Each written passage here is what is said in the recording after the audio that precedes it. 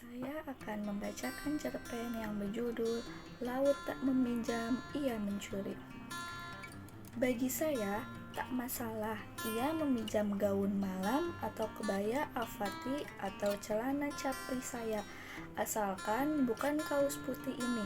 Meski kaos ini sudah lusuh, bernoda di lengannya, dan beraroma saus tiram, tak akan saya biarkan ia meminjam, apalagi mencurinya. Walaupun sesungguhnya ia memang pencuri. Saya tidak tahu sejak kapan ia berubah tabiat menjadi pencuri. Dulu ia hanya suka meminjam. Awalnya saya kehilangan satu gaun malam berwarna merah dengan taburan kristal di bagian dada. Saya pikir mungkin saya lupa dan meninggalkannya di suatu tempat, misalnya di hotel atau rumah kawan saya. Setelah 1 minggu, saya berhenti mencari, namun kemudian saya menemukannya tanpa sengaja di Instagram. Ia mengunggah foto mengenakan gaun itu dan berpose seolah-olah ia menghadiri perjamuan makan malam bersama petinggi negara. Besok paginya, ia datang pukul 5.35 seperti biasa, memasak nasi dan kari seperti biasanya. Ia mengeluh jika bawang merah sudah banyak yang busuk dan ia perlu memberi yang baru di tukang sayur, menyiapkan sepatu sekolah Luna seperti biasa, dan menjemur baju seperti biasa. Tak ada yang di luar kebiasaan seperti permintaan maaf misalnya. Dan sorenya gaun merah saya sudah tergantung rapih di lemari. Seperti saya katakan sebelumnya, itu bukan masalah bagi saya. Orang kadang tergoda meminjam hanya karena ingin, bukan karena butuh.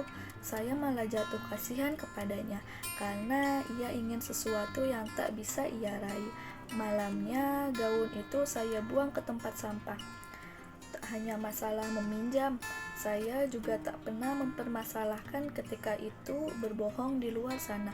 Petang itu, saat sore dilumuri gerimis, 1 jam setelah Luna menyelesaikan les pianonya, bel rumah berdering.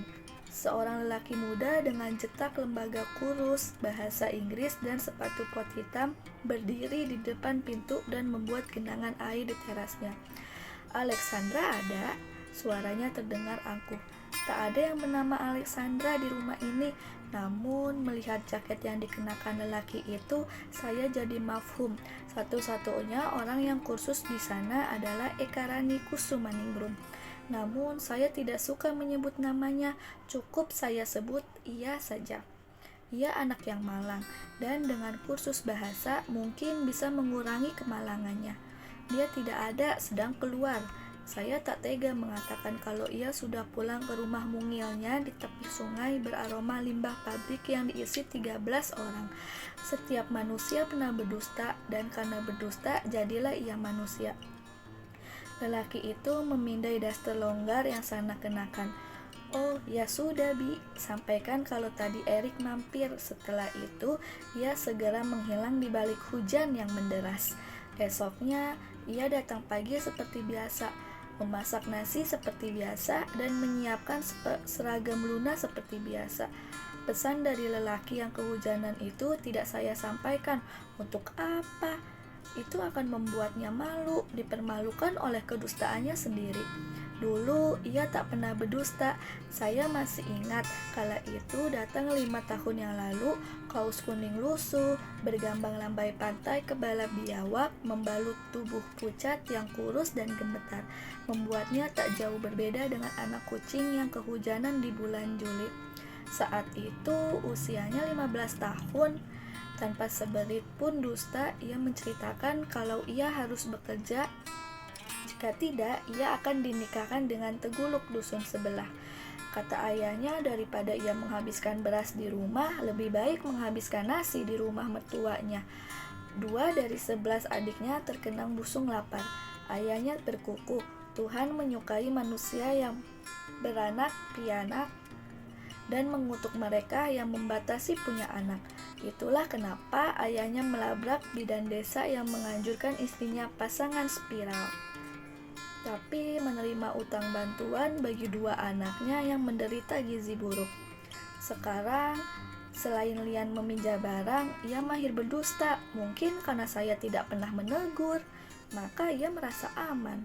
Dan memang bagi saya tak mengapa, dan asalkan ia tak mencuri. Mencuri adalah perbuatan yang dilaknat Tuhan. Bertahun-tahun lalu, saya pernah membaca kisah tentang pencuri di kolom pojok koran pagi. Ada seorang anak yang menginginkan sebuah kotak pensil bergambar robot seperti yang ia lihat di etalase toko buku tiap pulang sekolah. Setiap malam tak henti-hentinya ia berlutut dan berdoa, tapi Tuhan tak mengabulkan. Setiap pagi tak henti-henti ia berbuat baik kepada siapapun, tapi Tuhan tak mengabulkan. Lalu ia sadar bahwa kasih Tuhan tak bekerja seperti itu. Jadi, ia mencuri kotak pensil itu, memohon ampunan kepada Tuhan setelahnya. Saat membaca itu, saya merasa geram. Itu bukan kisah yang bajik, dan saya berdoa agar tak ada orang lain yang membacanya.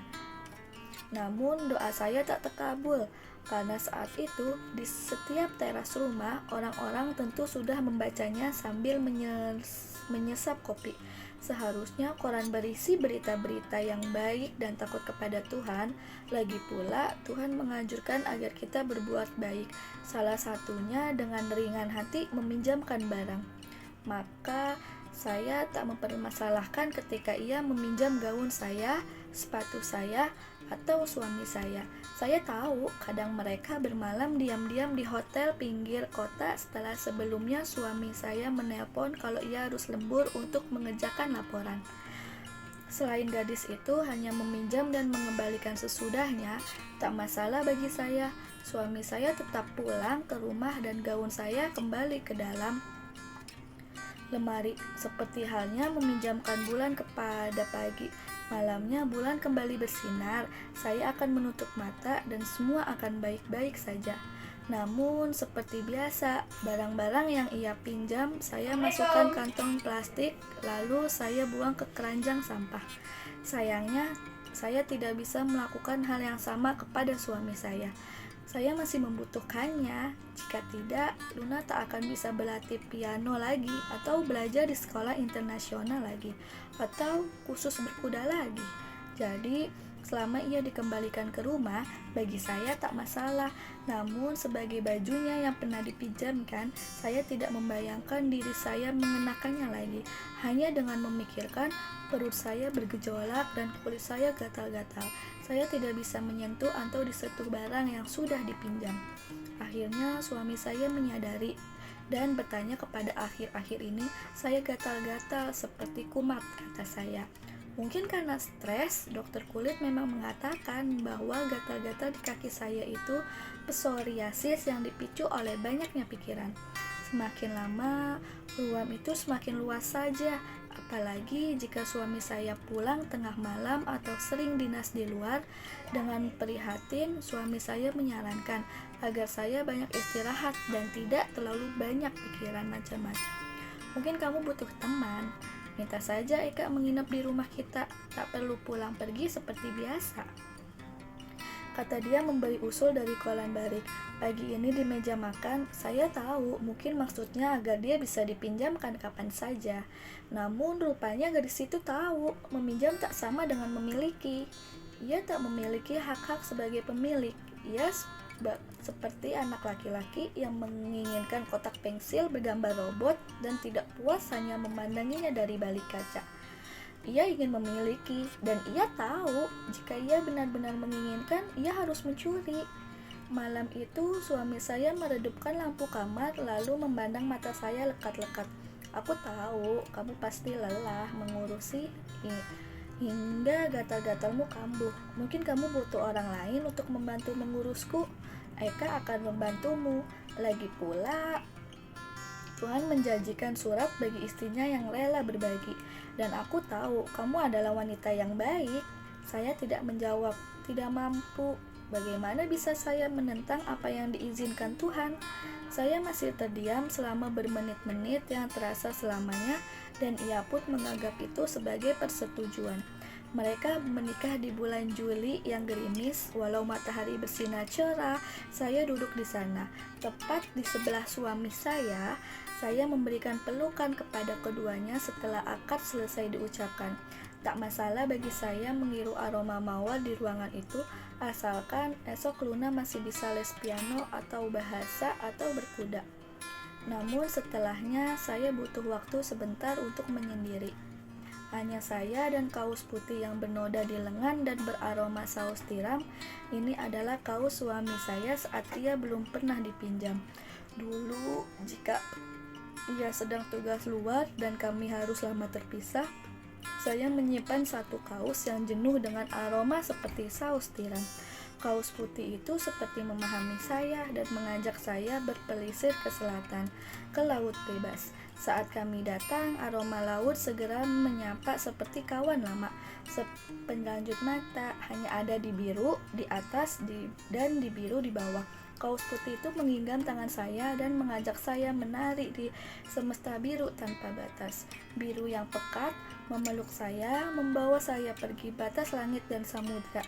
Dan saya paham tabiat laut, seperti halnya manusia, ia tak pernah meminjam, ia mencuri.